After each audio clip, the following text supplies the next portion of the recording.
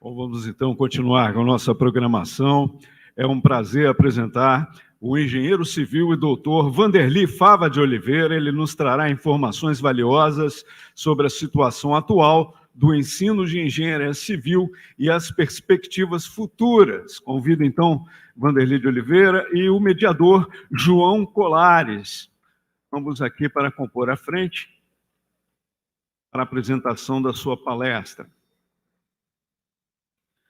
O palestrante possui formação em engenharia civil, com mestrado e doutorado em engenharia de produção pela COP da UFRJ e pós-doutorado em educação e engenharia pela Unicamp.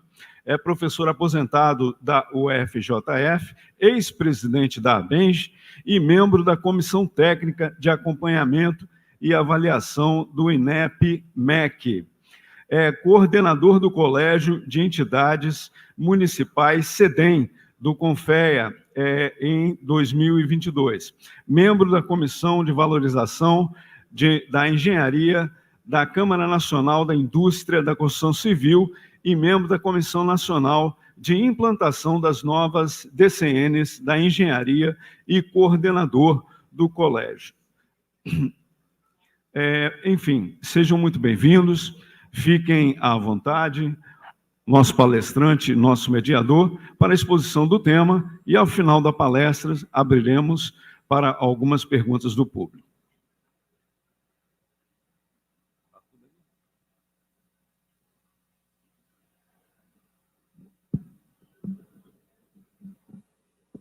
Bom dia a todos e todas. É um prazer estar aqui em Vitória, né? Agradeço ao Ladaga pelo convite e a missão que eu tenho aqui não é das melhores, né? Que é falar sobre a situação da formação em engenharia, que nesse momento está passando por um momento que eu diria complicado, né? Mas que não é, que é resultado de questões econômicas, sociais, políticas e etc.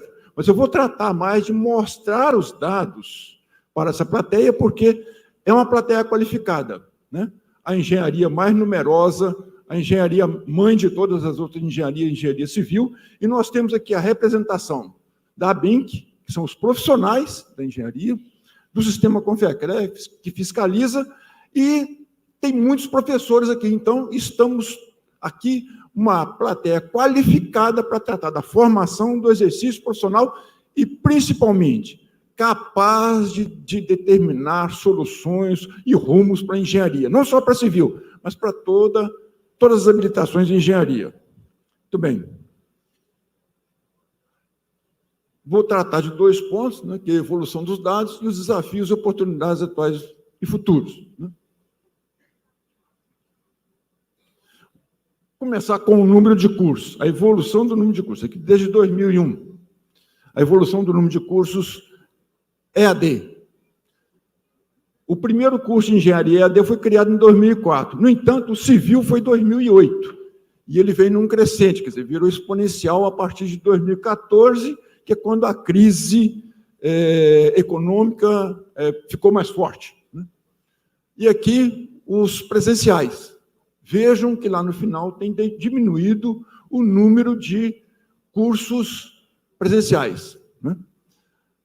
O total público, né, lá no início do século, né, a virada aconteceu aí depois da LDB, 96, 97, até 96, a maioria dos cursos de engenharia eram públicos. A partir daí, virou. E hoje não chega nem a 1/3, né?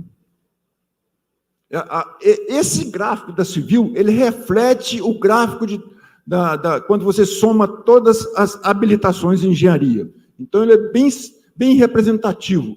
A engenharia civil representa bem o que acontece com todas as demais habilitações, né? Bom, aqui o total de presenciais, mas o total geral, né? Então, hoje nós temos 1.168 cursos de engenharia civil funcionando no país. O total de cursos de engenharia passa de 7.000. Quando eu conto aqueles que estão funcionando, mas estão em extinção. Cerca de 1.000 cursos de engenharia no país estão em extinção. Então, mas mesmo assim, nós temos mais de 6 mil cursos de engenharia em atividade no país. Da civil, 1.168. Aqui, a quantidade de instituições. São 1.281 instituições que têm cursos de engenharia. No caso aqui, de engenharia civil. Quando pega todas, chega a quase 1.400 instituições. Aqui eu vou pegar, então, vagas oferecidas, candidatos inscritos e ingressantes. Aqui eu não tenho os dados públicos e privados. Esses dados eu tiro lá do INEP. A página do INEP tem as sinopses estatísticas, todo ano eles fazem. Eles alimentam essas sinopses com os dados fornecidos pelas instituições.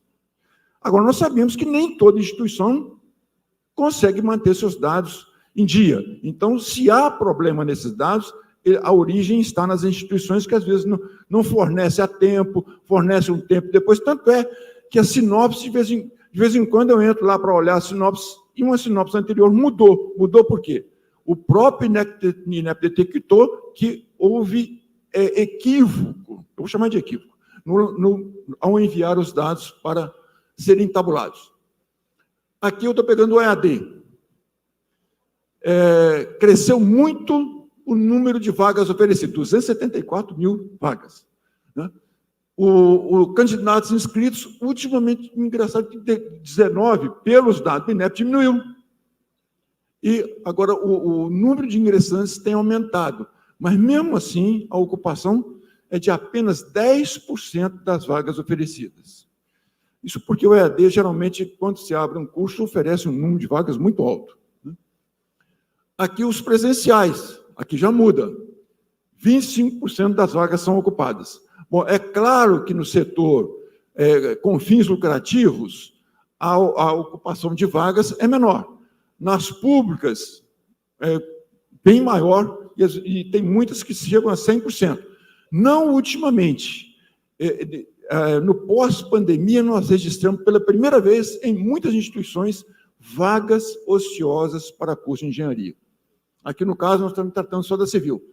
Mas, de todo jeito, vagas oferecidas, olha como despencou o número de inscritos, chegando aqui em 2021 com vagas disputando candidato do geral. Então, tem mais vagas oferecidas do que inscritos. E já chegou a ter, no Brasil, 4 candidatos por vaga na média, o que é um índice bastante alto. Bom, aqui, comparando, então, todos, né, temos o número de vaga total, que é 501 mil, e um número de inscritos quase chegando à metade, quando se considera todos, né? E o número de ingressantes, 81 mil. Houve uma queda de 2020 para 2021, ali é um alento, aumentou um pouquinho. Mas, mesmo assim, desde 2014, a queda é grande, que foi onde realmente a crise chegou. A formação em engenharia ela é muito sensível às crises econômicas, ou também ao desenvolvimento econômico. Aqui eu coloquei todos, né? Tanto o EAD quanto, por exemplo, comparando o presencial com o EAD. Vejam que o EAD já oferece mais vagas do que o presencial, né? O azul lá. O número de inscritos, ainda não. Até porque, eu não sei porquê, de 2019 diminuiu o número de inscritos à distância. Né? E a quantidade de ingressantes está se aproximando. Está se aproximando. Né? No final, que eu vou falar sobre EAD, o curso de longe e o curso de perto. Mas vamos, por enquanto, apresentar os dados. Né? Bom, aqui, o número de matriculados. Quer dizer, quantos estudantes estavam lá na instituição no ano tal. Então, 2021, eram aqueles números ali. Né? Um total de, contando os dois, né? As modalidades presencial e EAD. 240 mil matriculados, sendo que já chegou na civil, sendo que já passou de 350 mil matriculados em curso de engenharia no país. Né? O presencial maior, bem maior, né? 205 mil, e o EAD crescente. Aqui só o EAD, né? Público, só tem um curso de engenharia civil público, está no Paraná. Eu esqueci o nome da cidade, é uma escola de engenharia municipal. Tem 27 matriculados. E já formou um. Uma outra coisa interessante é que tem diversos cursos, principalmente com fins lucrativos, que no total de matriculados lá tem 10, 15, 6, que às vezes não tem matriculados, mas mantém o curso lá como em atividade, até com a esperança de que a coisa melhore no futuro. Vai melhorar, claro. Agora, vamos olhar essas duas curvas que eu coloquei. O número de matriculados no presencial e o número de matriculados no EAD. Opa! Se você olhar para onde está indo a curva, de baixo e de cima, parece que elas vão se encontrar pelo lado do umbigo do rapaz que está ali, não é? 2025. Aí, eu participei uma palestra que o professor Sidney Mello apresentou lá na Academia Nacional de Engenharia. Olha só, a previsão dele é que na universidade como um todo, a coisa vira 2025 para 2026. Modalidade EAD com mais matriculados do que o presencial. Aqui, para finalizar, então, o total de matricular nos cursos de engenharia civil, presenciais, e quando soma tudo, né? É muito parecida. A diferença está no EAD realmente que cresce, enquanto que o presencial diminui. Concluindo. Olha, eu tabulo dados do INEP desde que eles foram disponibilizados a primeira vez em 91. Quando eu fiz o meu doutorado, eu fui fazer na área de educação e engenharia, lá na COP, e estudei exatamente engenharia civil. Naquela época tinham 160 cursos de engenharia civil. Era assim, fácil de você. Tanto é que eu mandei questionário, recebi 70% de retorno dos questionários do pessoal da engenharia civil. Né? Mas aqui estão os concluintes da civil, 43 mil no total. O total de engenheiros formados em 2001, 105 mil. Já teve 129 mil. Né? Pode ser muito ou pouco, depende por onde se olha. Né? E o EAD está crescendo, 2.600, sendo que no total já tem no Brasil mais de 10 mil engenheiros formados em cursos à distância. Aqui o crescimento do EAD, né, que é quase vertical, em termos de concluintes, né? Mas ainda são poucos. E ali está o único, o diplomado numa pública. Aqui os concluintes da engenharia civil, os presenciais, e aqui quando soma. Também não muda muito, né? O EAD ainda é percentualmente, em alguns indicadores, menores, exceto naquele que diz respeito a vagas, inscritos e ingressantes, né? Ou seja, ainda tem uns 5 anos aí em que os presenciais serão majoritários. Bom, aqui eu pego sempre, eu acompanho lá a Associação Americana de Educação e Engenharia, e eles publicam anualmente. Por coincidência, o último dado que eles têm também é 2021. Né? Aqui no Brasil, o INEP sempre publica em setembro, outubro, os dados. Então, 2022, setembro, outubro, deve sair. Mas isso aqui é o total de engenheiros que a associação tabula. Só que nem todos os cursos de engenharia estão aí, nem todos. Eu já peguei, já conversei com o pessoal de lá, não achei nenhum site confiável que eu pudesse citar como fonte, mas uns 30% a mais de engenheiros eles formam lá. Uns 30% a mais. Agora, aqui o que chama a atenção é a maioria de mecânicos, mas olha a computação, como a engenharia de computação está crescendo. Além aqui, eles têm aqueles 3 tipos de computação, quer dizer, então ali eu estou entendendo que pode ser que ali tenha um nível mais técnico, um nível mais científico. Né? Os cursos lá, os plenos são de 4 anos. E tem aqui uma elétrica computacional. Então, se nós somarmos aí a turma que está trabalhando mais ligado à questão da computação, é a maioria. A civil está ali, ó, né? É a quarta a que mais forma nos Estados Unidos. Vem diminuindo. Bom, agora aqui o Brasil, com todas as habilitações.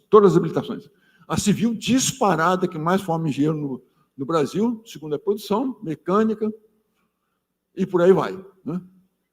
Mas olha só, que estão mais ligadas à computação, tá ali, ó, formam muito poucos ainda. É claro que, né, tem curso de elétrica que tem lá ênfase em computação, mas quando a gente compara lá com o exterior, não só dos Estados Unidos, nós verificamos que a questão, as engenharias de base tecnológica mais de ponta formam muito mais engenheiros, enquanto que nós estamos aqui na infraestrutura, e temos muita coisa para fazer em infraestrutura. Ou seja, o Brasil precisa muito da engenharia civil ainda para abrir, a infraestrutura começa pela engenharia civil. O cara que primeiro chega em qualquer lugar aí é a turma da civil. Então, nós ainda precisamos de muito engenheiro civil.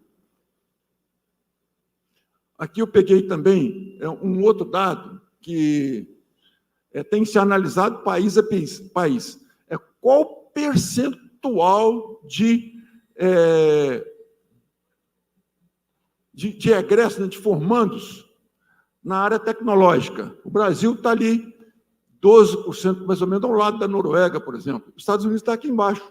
Agora, isso também tem que perguntar quantos têm curso superior. No Brasil, o quantitativo do Brasil, pelo que eu já conversei com várias pessoas, nós precisamos formar 4 vezes mais engenheiros para estarmos no mesmo patamar de formação em engenharia dos chamados países desenvolvidos. Né? Vocês pegam aí, né, o exemplo da Coreia. A Coreia, no final da década de 90, já formava 80 mil engenheiros, para uma população bem menor, né? Acho que 40 milhões. E aqui, por estado, a distribuição por estado é muito interessante. Olha só, quantitativos, a civil, a maioria está em São Paulo, segundo Minas, né? A maioria está em São Paulo. Isso quando eu pego o quantitativo de cursos. Agora, quando eu tento fazer uma comparação, olha aqui, comparando com 500 mil habitantes, quer dizer, com a população. Aí, né, Roraima, em termos de curso presencial, é maior. Em termos de EAD, Roraima é o que tem mais. O Espírito Santo aqui é o terceiro colocado quando eu conto cursos de engenharia relacionados à população. Agora, eu não tenho os dados de quantos estão matriculados ou quantos egressos estão saindo. Não consegui esses dados por estado. Mas é uma outra comparação que devemos fazer. Enquanto que São Paulo, olha, diminui, quando a gente coloca a população, aquilo que parece muito, se for por população, é pouco. Né? Aqui eu faço pelo PIB de cada estado. Né? É claro que se o PIB for grande, o denominador é grande, vai diminuir o índice. Aqui, Roraima continua como um dos menores PIBs, claro, o EAD predominante. O interessante, quando eu pego a região norte e nordeste, tem muito curso EAD. Agora, onde estão sediados? No sul, Paraná, Rio, São Paulo. Tem um do Amazonas que eu não consegui identificar direito, mas a maioria são daqui. Outra coisa, o quantitativo de EAD, de curso EAD, ele tem que ser dividido por 5. Por quê? Cada curso é oferecido em pelo menos 5 estados distintos. Roraima não tem curso de engenharia civil presencial. Eu imagino, então, que os cursos de EAD estão montando laboratórios, né? De física, matemática, solos, resistência materiais lá em Roraima, né? Que bom, né? Beleza. Eu imagino, não fui lá para ele. Bom, agora aqui a evasão. A curva da evasão, ela tem tudo a ver com o desenvolvimento econômico. Olha só, cresceu a economia diminuindo a evasão, desde 97 para até 2012, quando foi a menor evasão. Daí começou a crescer de novo. Então, é muito... E eu acho que até tem que ser, dado que o nosso país não é um país de predominância de desenvolvimento tecnológico quando comparado aos demais, né? Então, a crise vem, a turma corre da engenharia. O Chico Araújo estava me mostrando ali uma notícia no Correio Brasiliense, e que foi ontem a Gisele, lá de Pelotas, mandou para o nosso grupo lá do CEDEM, o pessoal que já participou do Colégio Nacional de Entidades, que mostra que, apesar de tudo isso, a profissão mais respeitada, né, Chico, é a engenharia. A segunda mais respeitada. A primeira é medicina, a segunda é engenharia. Então, engenharia é isso, mas vai fazer engenharia? Não, está faltando emprego. Agora, tem um outro dado aqui. O que vai acontecer muito provavelmente? O capitalismo é cíclico, né? Eu que já estou por aqui há mais tempo, né? Não é assim, cresce, decresce. Quer dizer, assim, felizmente assim. Tomara que continue, né? Sempre novos patamares. Na hora que houver crescimento, o que vai acontecer? Vai precisar de engenheiro. Engenheiro recém-formado, principalmente engenheiro sênior. Aí vão fazer igual fizeram na primeira década desse século. Vão correr atrás dos aposentados de novo. Por quê? A turma que está entrando agora a turma que estaria entrando aqui a partir de 2010, seriam os sêniors lá na década seguinte. Cadê o sênior? Então, nós vamos pagar um preço por isso também. Então, nós temos que dizer para os nossos alunos o seguinte: fiquem aí, CREA Júnior, diga para a turma, fiquem aí, formem-se, porque primeiro que na engenharia o estudante gosta da escola, ele leva 6, 7, 8 anos para formar, né? É o cara que mais gosta dos cursos dele na universidade. Ele adora cálculo, física, né? É bom, o curso é bom mesmo. Isso aí é o melhor tempo. Aliás, eu tenho como meu tempo de escola de engenharia como um dos melhores. Apesar de que eu tinha que correr, logo formei em 5 anos e saí na luta aí. Formei em 79, 80, uma baita de uma crise, mas ainda consegui trabalhar em obras e cálculo durante 5 anos. Mas eu entrei na universidade, a universidade me atraiu e eu não arrependo nem um pouco. Acho que o meu negócio era trabalhar em universidade mesmo. Bom, então, essa curva aqui não pode ser um desalento para nós. Esses dados não podem ser um desalento para nós. O que o engenheiro faz na crise? Ele tira o S. É isso. É época de oportunidade. Quem vê a crise fala, vou ver as oportunidades de crescimento, na hora que acaba, está bem, porque se ele esperar ou ficar reclamando da crise, quando terminar a crise, ele vai ter que começar a usar enquanto os outros já foram lá para frente. Então, o profissional, para superar a crise e para continuar em frente, principal é o engenheiro. Foi dito aqui já por quem me antecedeu, e muitos outros, não sou eu que estou dizendo isso. O profissional que tira o país da crise, o profissional que faz o desenvolvimento econômico, social, que é o econômico que está atrelado ao social, a emancipação do país, é o engenheiro. Isso em qualquer lugar do mundo, não é só aqui não. Bom, tem alguém que está marcando o ΔT aí? Que eu tenho que ficar preocupado, que o Ladaga, por toda razão, avisou e a gente tem que obedecer o tempo aqui. Como é que está meu ΔT? Está tendendo a zero já? Hein? Bom, vamos lá. Vamos ver se dá tempo. Vou ver se dá para pegar a segunda parte aqui. Aqui, onde é que o mundo está em termos do nosso campo de engenharia? Estão lá na Sociedade 5.0 e Indústria 5.0. Quer dizer, em termos de sociedade, a 5.0, em termos de indústria, 5.0. Agora, só que essas revoluções, que chamavam de revoluções industriais, cada vez está diminuindo o período. 100, 140, 10. Então, Nós estamos ali no 5.0. Agora, mesmo nos países desenvolvidos, ditos desenvolvidos, você encontra lá até pessoal no 5, no 4, no 3 e às vezes no 2. Não nem todo o sistema industrial caminha junto em termos de revolução. Né? Agora, no Brasil, onde é que nós estamos aqui? 2,5, 3 por aí, na média, mais ou menos. Né? Nós estamos longe da 5 e muito pouco na 4. E esse mesmo que tem de 4 aqui, não é tecnologia nacional, é tecnologia importada muitas vezes, exceto alguns setores do chamado agronegócio, que na produção de commodities dos melhores do mundo. Agora nós temos aí outro problema. Nós vendemos commodity e às vezes compramos produtos acabados daquilo. Né? Minas, eu sou de Juiz de Fora, desce aqueles vagões cheios de minério, 160 vagões.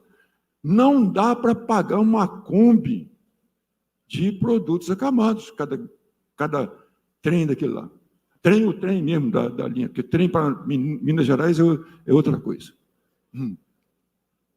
Então, a sociedade 5.0 é isso que nós estamos vivendo. Né? Tudo conectado, né?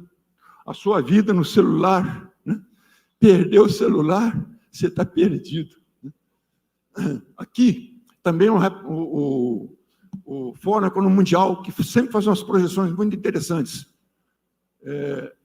Essa aqui é a última, de 2020, depois eles vieram reforçando isso. Então, ali, qual a previsão dele de engenharia em 2020? Que 2025 estaria nessas condições. Mas chega da metade das atividades de engenharia, nuvem. Ela nem é nuvem mais, que o paradigma agora já não é nuvem mais, são as névoas, porque todo mundo sabe, a nuvem não é tão segura assim. Então, por isso que eles estão já com o paradigma da névoa. É claro que a engenharia de campo, principalmente a civil, não tem como. Vou fazer uma obra, não sei aonde, pela internet. Ainda não temos esse recurso. Pode ser que no futuro tenha. O Big Data, inteligência artificial, que aí virou toda a mídia gosta, a inteligência artificial vai fazer isso, vai fazer aquilo, mas tem por trás, se não tiver engenheiro por trás, a coisa não anda, né? Bom, agora então, quais são as mudanças requeridas na formação? Até final da década de 90, início desse século, predominou a formação a partir de conteúdos. E formou toda a turma que deu conta do recado legal. Desde 1745, com a primeira escola de engenharia lá na França, até, então, a formação de conteúdo, né? Cálculo 1, cálculo 2, cálculo 3, resistência 1, resistência 2, concreto 1, concreto 2, deu conta. Agora, só que aquele conhecimento que a gente dependia muito do professor e, às vezes, da biblioteca, ele hoje, você entra no Google aí, tem um mais atualizado até do que aquele que o seu professor tem. Né? Então, hoje, o que se quer? E também, dado os equipamentos que já existem, a inteligência artificial principalmente, muito do que a gente tinha que calcular primeiro na régua de cálculo, né? Depois na maquininha de calcular, hoje você tem programas que fazem. Então, a atividade principal do engenheiro, ela passa a ser o quê?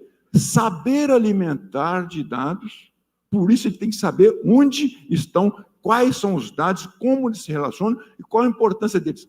E, principalmente, saber analisar o resultado. Isso significa o seguinte, então não precisa saber cálculo? Precisa saber muito mais. Como é que o cara vai analisar o resultado de um trabalho que foi feito por cálculo, sem saber cálculo? Né? Só para ter ideia. Não dá para o engenheiro ficar na dúvida. Espera aí, 10 mil ou 100 mil? Né? E a gente encontra engenheiro com isso. É 10 mil ou 100 mil? Não pode. Então, a formação, ela tem que ser muito... Quer dizer, o cara tem que saber realmente. Não, se ele decorou cálculo e passou, ele não vai saber analisar esses negócios. Porque hoje é na base da decoreba. maior parte, né, tenta dar a prova que você deu no final do período, no início do período seguinte. Já fizeram isso. 30% de aproveitamento. 60 e tantos por cento não passariam. Não passariam se a prova, se dependesse daquela prova que deu no início do período seguinte. Isso significa o seguinte, decorou. Né? E aí tem um outro problema. Essa frase já campeia por aí fora. No meu tempo era tanta aula que eu não tinha tempo de aprender. Então, o que eu ia fazer? Decorar, ou então, tinha a turma que se valia da grande filosofia. Mais vale um bom lugar na prova do que uma semana de estudos. Né? Então, hoje não. Hoje, se você vai trabalhar com... Você tem que saber para que serve uma transformada de Laplace. Tem que saber. Né? Auxilia nas diferenciais, né? Outros elementos fundamentais da matemática. O cálculo, né? O cálculo te dá uma noção de espaço, tempo, que nenhum outro conhecimento é capaz de dar. Agora, só que você tem que saber, não é só decorar como é que faz a integral. Né? Bom, então, nós temos aqui projeto de curso, as novas DCNs já mudaram a concepção de conteúdos para competências, e a curricularização da extensão, que é outra coisa muito interessante. A extensão agora permite que você interaja com os CREAs, que você interaja com as organizações. Na semana passada, não, quarta-feira agora, eu cheguei aqui e fui direto para o hotel, porque tinha uma reunião da nossa Comissão de Valorização da Engenharia da CEBIC. Lá estava o representante do CREA Rio Grande do Norte, estava o representante de uma empresa de Minas Gerais, tratando o quê? A atividade de extensão que eles estão implementando com as instituições locais. E são trabalhos muito bons. Está começando, mas ali já tem exemplo de como é necessário que haja interação entre os sistemas de formação, sistema de fiscalização e o sistema que emprega. Então, articular esses setores, mais do que nunca, é fundamental para fazer o quê? Formação por competência. Eu estou estudando isso aqui, eu vou lá e vejo onde é que eu vou usar. Né? Ou vou conversar com quem usa, pelo menos. Né? E a parte de internacionalização. Nós estamos num planetinha aqui. O Brasil hoje não é signatário nem do Acordo de Washington, nem do EuroACE, que são os principais sistemas de mobilidade, tanto acadêmica quanto profissional no mundo. Cada um desses aí. Já tem cerca de 40 países signatários. Nós estamos fora. Estamos fora. Então, nós temos que entrar, porque lá também eles trabalham por competência e nos mostram os caminhos que devem ser seguidos. Então, acho que garganta está indo para o espaço aqui, não sei se é o ar-condicionado. Opa! Deixa eu molhar a garganta aqui, então.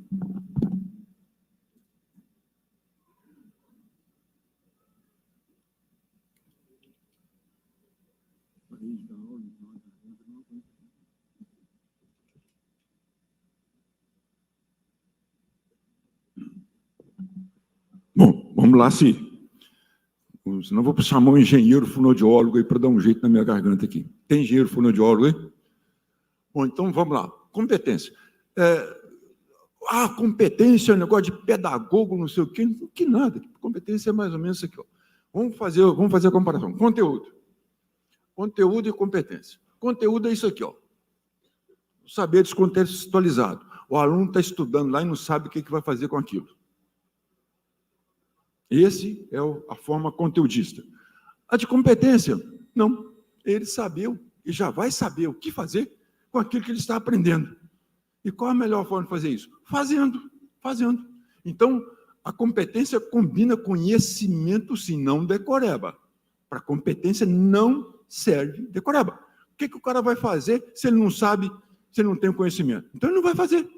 Não vai adquirir habilidades e muito menos a atitude dele frente às coisas vai ser complicado. Porque tem essa questão atitudinal que é muito importante. Né? Saber verbalizar, saber conversar, saber interagir. Né? Quando duas pessoas vão trabalhar juntas, não pode ser 1 mais 1. Tem que ser um negócio exponencial, né? Você tem... Eu achei essa figura aqui, já é manjada por aí, mas eu achei interessante que esse professor aí colocou esse nível último, que ensinar aos outros. De fato, quando você tem que dar uma aula sobre um assunto e você leva o negócio a sério, é o que quando você mais aprende, porque você não pode dar mancada lá, né? Então, antes eu ficava no praticar. E aqui, realmente é isso. Quando você entra no conversar, debater, reproduzir, classificar, você já está entrando na aprendizagem ativa, que é a base da formação, do desenvolvimento de competências. Lá é passivo, o estudante fica lá lendo. Na minha época, estudante, o professor falava e eu, com 3 minutos, eu já estava lá pensando que o Vasco, naquele tempo o Vasco ganhava, hoje ele está no... Né? Meu Vasco está meio danado aí. Mas, aí o que eu fazia? Eu ia para a biblioteca, porque eu não conseguia me concentrar. E depois eu vi uns estudos do professor Richard Felder, lá dos Estados Unidos, que foi ele foi na década de 90, ele foi educador do ano lá umas 2 vezes. Ele mostrando que os alunos ingressantes, mais da metade deles, têm uma dificuldade imensa de aprender ouvindo. Acho que hoje até mais. Hoje até mais. A não ser que você fale a linguagem internética. E hoje a linguagem que quem está entrando, muitas vezes, é uma linguagem que, né, cheia de símbolos que você não domina muito bem, fora as gírias, né? Então, competência. Praticar.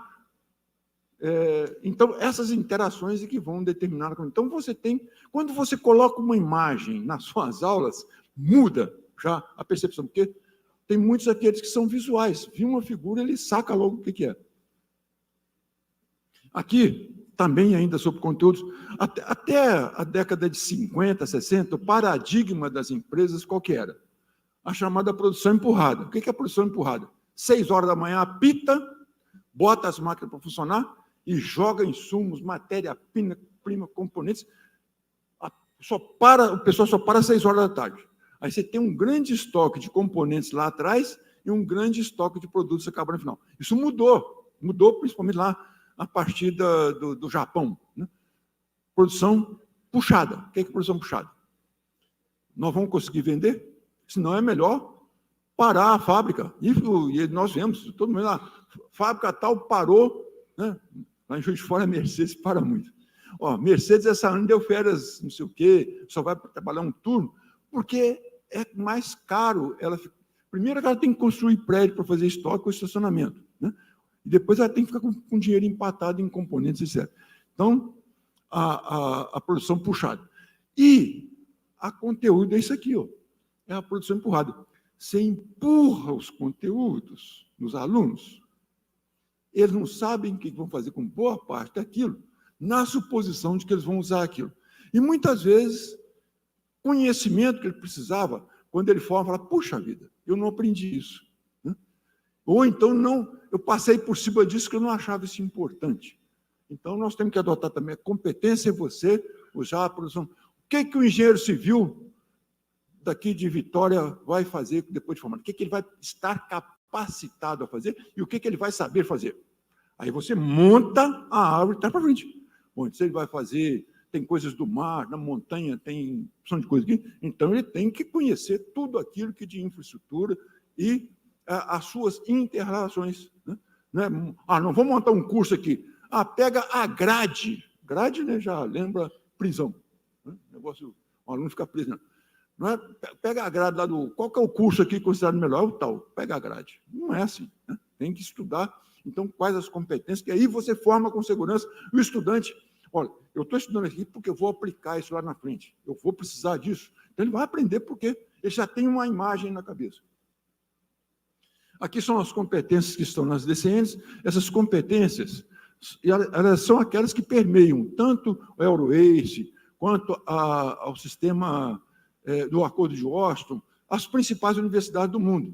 Para elaborar isso aí, a Fulbright nos concedeu 2 missões aos Estados Unidos e nós visitamos as principais escolas e vimos muita coisa onde nós tivemos aqui. Então, além dessas 8 principais, 5 minutos? Opa, então tá bom.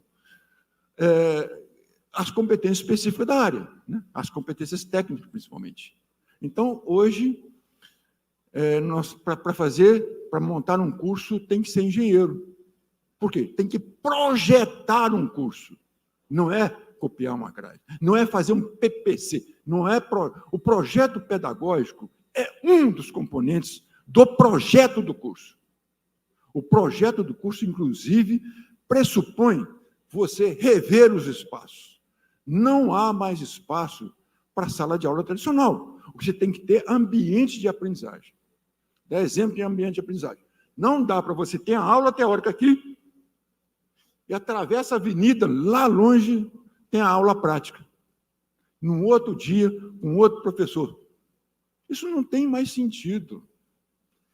O que nós vimos em algumas instituições americanas é o seguinte: você tem um espaço desse aqui, lá está as máquinas, estão os livros, você molda um ambiente de acordo com a atividade que você vai desenvolver. Fora os displays, onde você interage com outros lá fora, com empresas principalmente, né?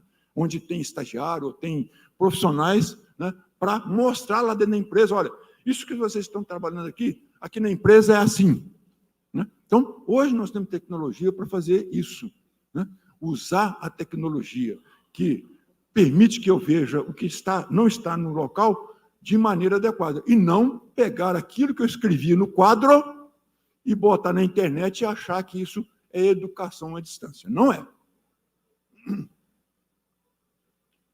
Bom, a extensão também veio, foi uma boa medida, os 10%, não é para somar 10%. Tá? A extensão pressupõe juntar o estudante, professor e profissionais de organizações. Todo mundo produzindo, aprendendo entre eles. Né? Afinal de contas, o engenheiro vai trabalhar onde? Nas empresas. Né? Então, não é mais 10%, é transformar parte do que está na famigerada grade em atividade. Em atividade. Você vai descobrir que o aluno vai aprender muito mais. Bom, além disso, você tem que considerar isso aqui, a integração com os demais graus de ensino. Não adianta reclamar do médio, está cada vez pior. Está cada vez pior. Então, o que eu já tinha visto nos Estados Unidos, lá no início do século, e vi no Arcosul, eu fui avaliador do sistema Arcosul, vi na Argentina e vi no Paraguai. Acolhimento, que não é só nivelamento. Eu vi em muitos lugares que o nivelamento era... O aluno que achava que tinha que fazer nivelamento era aquele que... Os melhores. Quem não sabia, nem sabia que não sabia. Então, ele não ia. Se era voluntário, ele não ia. Então, lá, esse acolhimento é de conhecimento, sim, mas também social e psicopedagógico. Psicopedagógico. A maioria dos estudantes não sabem conviver com a liberdade que ele tem de estudo dentro da universidade. Ele vem num colégio onde tomam conta dele até na hora que ele vai no banheiro. Qualquer coisa, está no carro. Opa, você vai fazer o quê? Para onde? Chegou atrasado por quê? Chama papai, mamãe. Né? Enquanto na universidade, o cara descobre que ele pode entrar e sair da sala de aula, que ninguém vai perturbá-lo. O outro social. As gerações que estão chegando na universidade hoje, elas, né, viveram em família, muito reclusas, por causa das tecnologias hoje. Né? No meu tempo, a gente ia para a rua. Hoje, nem expulsando os filhos vão para a rua. Então, eles chegam na cidade com seus 17 anos, 18 anos, eles ficam perdidos, levam 6 meses para se adaptar. Né? Então, lá na Argentina e lá no Paraguai, pelo menos nas instituições que eu visitei para fazer a avaliação, tinha o sistema de acolhimento. Na Universidade de Rosário, eu levei um susto. Nós vamos conversar com o pessoal do acolhimento.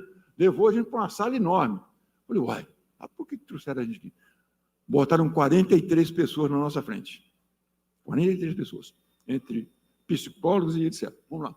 Então, um minuto. Então, olhar isso aqui, o que está acontecendo no mundo, os 17 ODS, isso, inclusive o sistema Confiacres abraçou essa causa aí. Os 14 grandes desafios da engenharia, as competências, o futuro do trabalho, os sistemas internacionais, né? E pensar que o aluno é como um todo. Pensar no egresso, aquele que saiu da universidade, você não deve abandoná-lo, chamá-lo de vez em quando, até para saber se aquilo que você pretendia com ele aconteceu. Né? E o novo cenário avaliativo também, que tem que mudar. Hoje, nós temos 2 sistemas obrigatórios, enquanto que no mundo prevalece o sistema não obrigatório. Aí, esse aí dá uma conversa por na mão. E o mais, qualquer projeto que formos fazer hoje, é pensar que ele só vai ter efeito daqui a 6, 7 anos, que é quando formam os primeiros alunos. E, no final, ao invés de formar para arrumar emprego, não cabe mais, formar para arrumar emprego, sim, mas para os outros. Hoje, quando se contrata um engenheiro, a expectativa é que ele vá para a empresa e lá ele gere vaga para mais uma meia dúzia de uns 15 ou 16. Né? E para ocupar postos de liderança do país. Né? Hoje, se você tem um problema aqui em Vitória e não consegue resolver aqui, vou resolver em Brasília. Você vai voltar de lá com o quê? Com uma lei ou com uma resolução. Está cheio de advogado.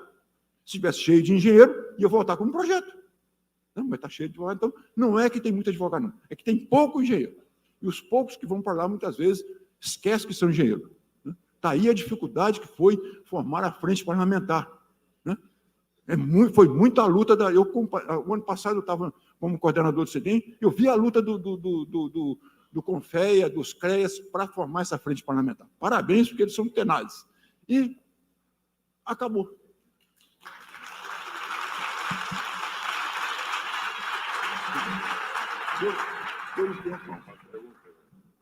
Bom, obrigado. Nós temos ainda 10 minutos para perguntas. Eu vou marcar 1 minuto para perguntas, sem palestra antes da pergunta, e que sejam objetivos. Tá? Eu tenho uma inscrição ali, acho ali, né?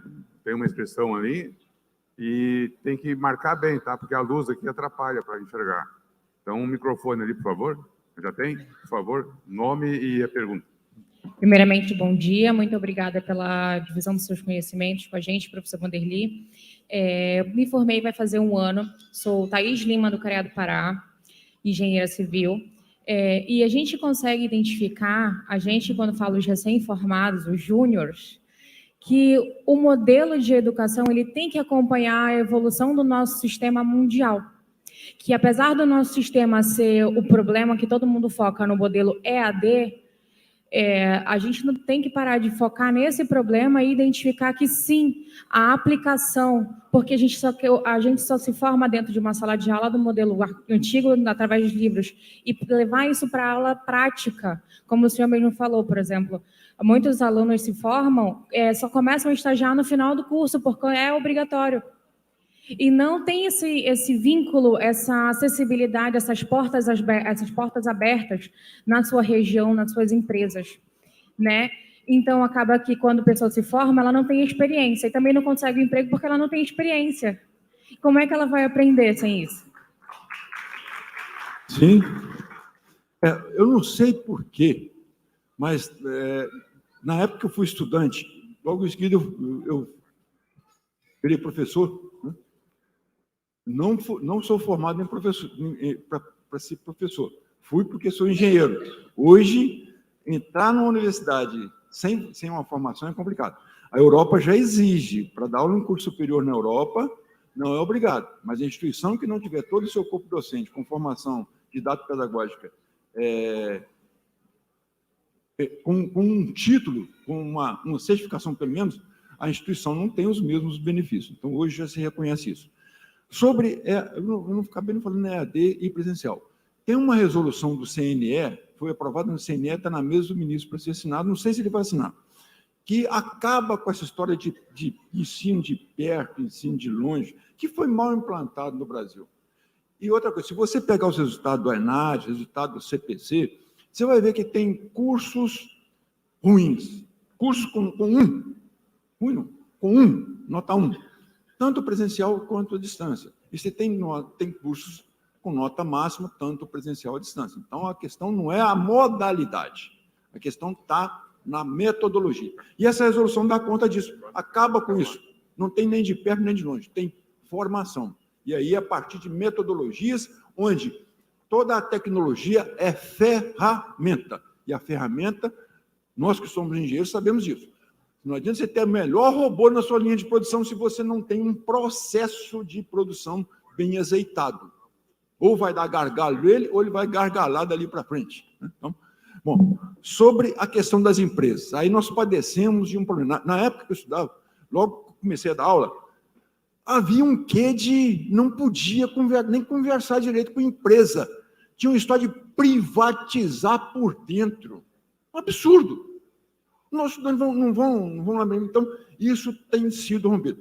Nos últimos 5 anos, nós trabalhamos a Benge, eu era presidente da Benge até dezembro, a Benge junto com a CNI, e foi muito enriquecedor essa experiência.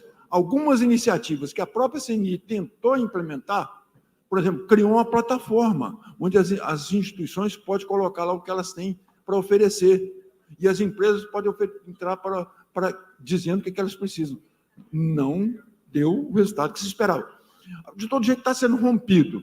Já tem muitas instituições que estão indo para as empresas, fazendo para a extensão, e o que nós temos que fazer é isso. Agora, eu diria, não só as empresas, a inter-relação universidade e empresa é fundamental, mas com o sistema, com o FEACRES e com as entidades, esse é o engenheiro, a pessoa engenheiro. A outra parte é mais para o sistema produtivo. E a pessoa engenheiro ele tem que ser classista, sim. O engenheiro civil tem que estar na BENC, sim. Ou, como eu estou na BENC, eu sou associado da BENC e sou associado da ABEPRO, Engenharia de Produção. E agora o Ladaga já está com o meu pedido de filiação lá. E, aliás, eu já tenho os formulários preenchidos há muito tempo. Tá. Mas assim, então eu é tenho isso. 5 inscritos, eu tenho. Tá? Lá o segundo, terceiro está aqui. Calma aí, esses 2 não estavam aqui. Terceiro é aqui, tem um quarto, era aqui, mas tinha um aqui. Lá é o quinto. Se tiver tempo, eu inscrevo mais 2, tá? Mas vocês estavam atrás do vídeo aqui, eu não enxerguei. Tá bom. A resposta pode ser um pouquinho mais rápida. Então, vamos fazer o seguinte, para melhorar, vamos botar 2 perguntas juntas, tá? Que a gente ganha tempo, segunda lá, terceira aqui, depois aí eu coloco vocês 2 também, tá? Lá, por favor, projeto. Ok, bom dia, eu sou o Ricardo, CREA de Santa Catarina, falo com satisfação o professor Vanderly, já encontrei em outras ocasiões, de eventos de coordenadores de engenharia de produção, enfim, e tenho experiência também 10 anos com coordenação de cursos de engenharia civil, inclusive EAD, e vejo algumas das pessoas aí já colegas de profissão formados em EAD e uma satisfação, porque muito provavelmente alguma influência nesses currículos a gente teve também. Questionamento e também uma sugestão, no sentido de não dizer que não pode fazer EAD, porque isso o MEC já disse que pode, em alguma ocasião, então a recomendação que vem sendo feita é no sentido de prover estrutura mínima, a exemplo do que a BEPRO solicitou, para laboratórios, ou seja, se tu tem uma estrutura adequada de laboratórios, independente de ser no sul, ou no norte, no nordeste, atende às condições do que o MEC preconiza, o aprendizado se concretiza. E não necessariamente por uma questão de ser EAD ou não, porque os conteúdos realmente, tem muito conteúdo melhor na internet do que na sala de aula, mas na condição realmente de fazer uma educação de engenharia que aconteça com a presença efetiva de laboratórios.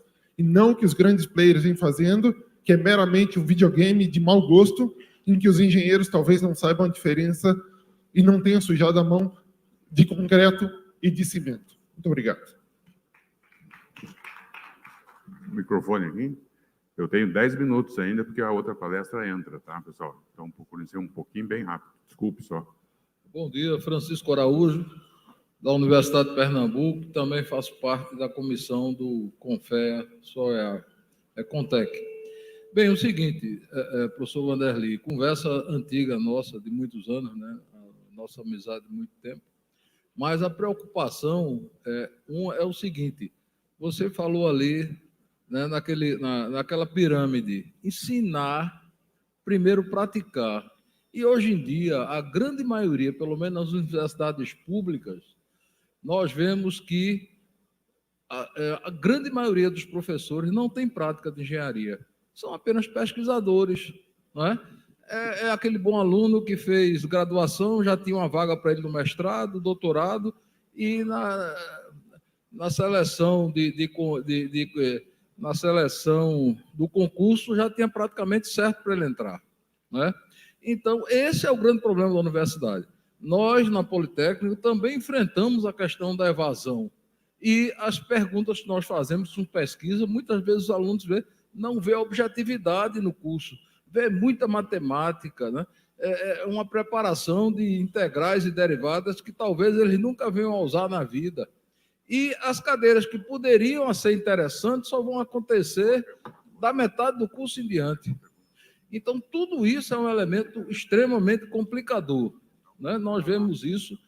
Também, o professor que esteve conosco lá na CEAP, nós conversamos. Outro problema também é que o mundo do ensino da engenharia, ele não quer participar do sistema Confea-CREA.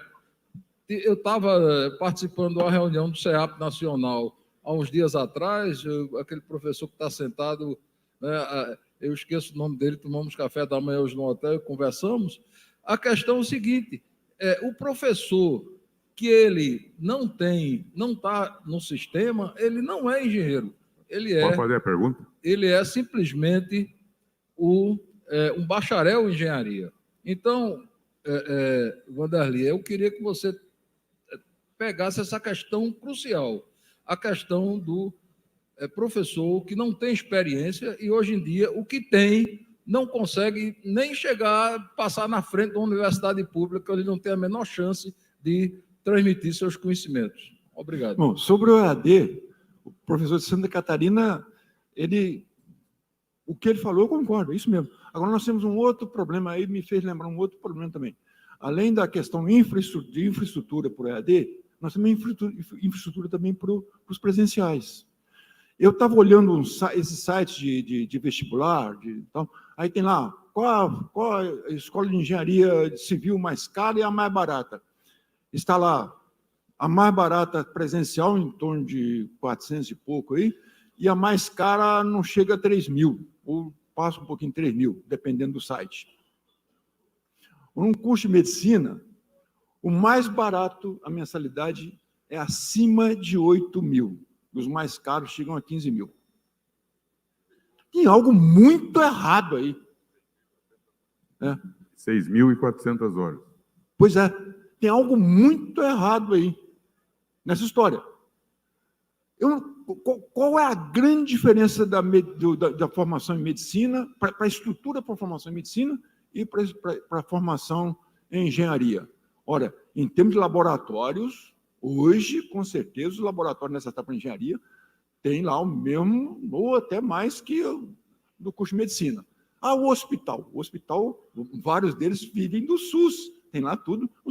Então, agora, quando eu vejo lá fora, por exemplo, na Inglaterra, do que eu sei, do que já me disseram, eu participei de um projeto do Banco Mundial com os países da OCDE, levantando os dados do Brasil, e conversava com os caras.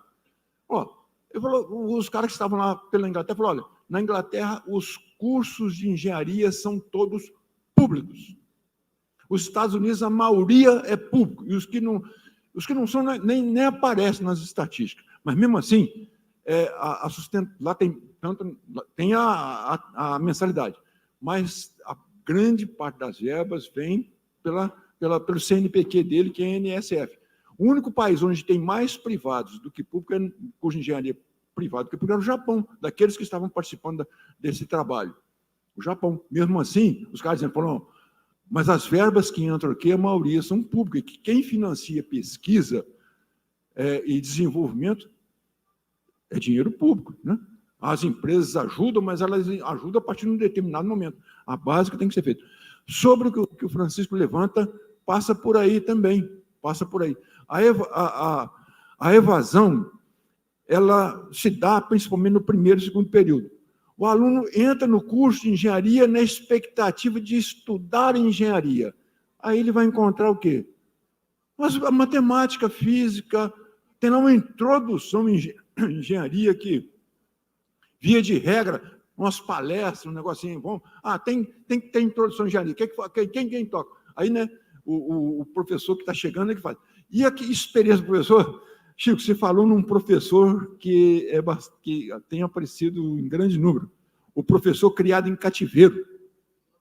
O professor criado em cativeiro, aquele que entra na instituição, entra na iniciação científica, entra no laboratório e sai lá doutor, com 20 e poucos anos, cai numa universidade sem nunca ter ideia de como é que é pedagogia, e bota ele para dar aula. Só que ele, durante a vida dele, ele aprendeu o seguinte: olha, a aula atrapalha a vida do pesquisador. Então, ele vai trabalhar em projeto de pesquisa e na pós-graduação. Esquece a graduação. Então, Chico, nós temos serviço para o resto da vida. Né? A turma aqui tem serviço para o resto da vida. Olha quanta coisa que a gente tem que resolver. Estou com um problema aí, o nosso tempo terminou. Praticamente estou recebendo aviso de lá. Me dá mais 4 minutos, pode ser? 4? Sim. A próxima palestra entra em videoconferência do exterior. E aí agora, tem um link. Aqui, eu estou por aí. Tá. Vou ficar Vamos fazer aqui, o seguinte, pode... dá para fazer essa pergunta direto ao professor, ele vai continuar aí, e aí, infelizmente, vai só o senhor que vai receber a resposta, mas depois dá para divulgar para os outros. Pode ser assim? Se tá? for um assunto mais longo, a gente vai para o mais almoço. tempo. Né? Então, passo os agradecimentos ao professor Vanderly, solicito a salva de palmas e desculpe o tempo ter escoado mesmo. Muito obrigado, doutor Vanderly de Oliveira, do mediador João Colares, por sua participação. Agradecemos imensamente por essa brilhante palestra, que certamente enriqueceu o nosso evento com valiosos insights e conhecimentos. Muito obrigado.